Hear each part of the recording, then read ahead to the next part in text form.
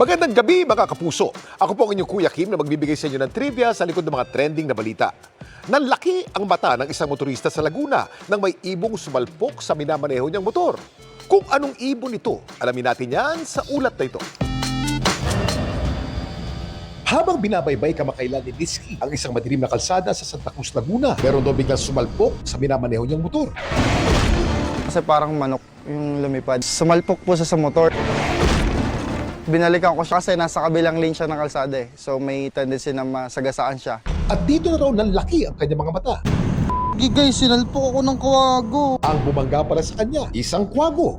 Halong emotion po yung feel ko noon. First time ko din po makakita ng kwago eh. Yung kwago po medyo unconscious. Parang hindi niya kaya lumipad or kung makalipad man siya, siguro hindi siya makakalayo. Kaya ako bumalik mga idol kasi Kaya inuwi niya raw muna ito. Kinulong ko muna siya kasi may mga pusa po kasi doon sa bahay, baka makain siya. Since di ko naman alam yung ipapakain sa kanya, tubig lang po yung binigay ko sa kanya. Pero malaya pa kayang makalipad muli ang kawawang kwago? Gigay, sinalpok ako ng kwago. Kuya Kim, bakit malaki ang mga mata ng kwago? Kuya Kim, ano na? Ang mga kwago nocturnal o mas aktibo sa gabi. Ang malalaking mata nila ay tumutulong sa kanila para makakita ng mas maliwanag at malinaw kahit sa mga madidilim na lugar.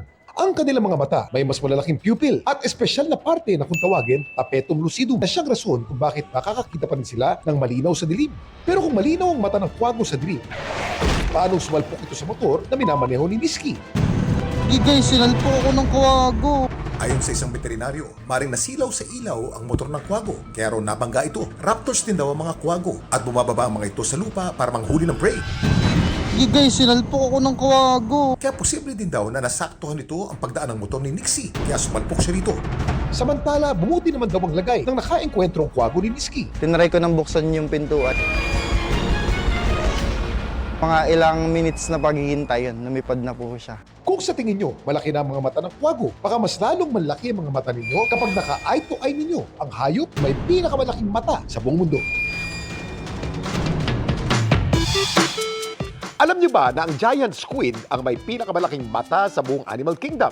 Ang diameter ng kanilang mga eyeball maaaring umabot ng hanggang 10 inches. Kasing laki ng ulo ng isang tao.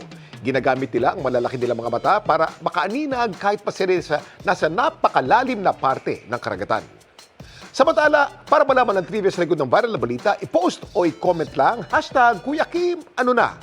Laging tandaan, importante ang may alam. Ako po si Kuya Kim at sagot ko kayo 24 oras.